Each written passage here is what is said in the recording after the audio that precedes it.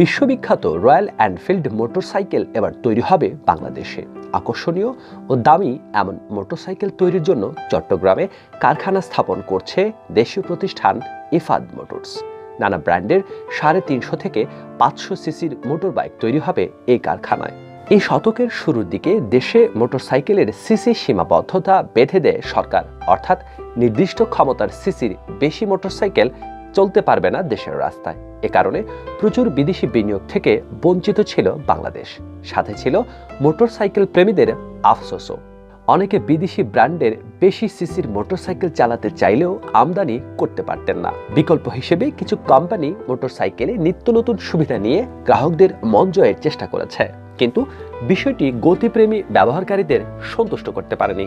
সর্বশেষ সরকার এই সীমাবদ্ধতায় কিছুটা ছাড় দেয়, তবে তা ছিল মাত্র 160 সিসি পর্যন্ত। আসার কথা হলো, সম্প্রতি ইফাদ মোটরসকে 350 সিসি থেকে 500 সিসি ইঞ্জিন সম্পন্ন বাইক তৈরির অনুমতি দিয়েছে সরকার। বাণিজ্য মন্ত্রণালয়কে খসড়া আমদানি নীতি আদেশ 2021-24 সংশোধনের জন্য বলেছে শিল্প মন্ত্রণালয়। সংশোধিত খসড়া আমদানি নীতি আদেশে স্থানীয় প্রস্তুতকারকরা যাতে কারখানা স্থাপন এবং 500 সিসির বাইক তৈরিতে প্রয়োজনীয় কাঁচামাল আমদানি করতে পারে সে ব্যাপারে সুপারিশ করা হয়েছে।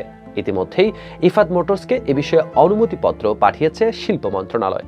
দেশি ক্রেতাদের চাহিদা মেটানোর পর এসব বাইক রপ্তানি পরিকল্পনা রয়েছে ইফাদের।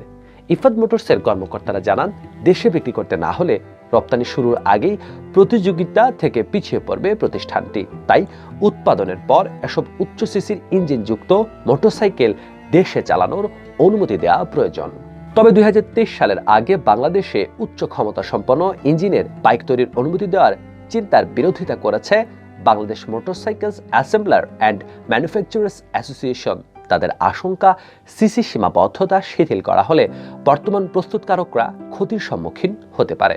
তবে ট্যারিফ কমিশন ও শিল্প মন্ত্রণালয়ের অবস্থান রয়েছে পরিবর্তনের পক্ষেই। বাণিজ্য মন্ত্রণালয়ের এক প্রতিনিধি জানান, সিসি সীমাবদ্ধতা উঠে গেলে মন্ত্রণালয় প্রাথমিক যাচাই বাছাইয়ের কাজ পরিচালনা করবে। নিরাপত্তা সংক্রান্ত সমস্যা থাকার আশঙ্কার কথা উল্লেখ করে বিআরটিএ এখনও বিধিনিষেধের পক্ষে থাকলেও বিশ্বজুড়ে বিশেষজ্ঞদের মতামত সম্পূর্ণ বিপরীত। বিশেষজ্ঞদের মতে নিয়ন্ত্রণ এবং সুরক্ষা বৈশিষ্ট্য উন্নত বলে উচ্চ ক্ষমতা সম্পন্ন ইঞ্জিনের বাইকগুলো নিরাপদ।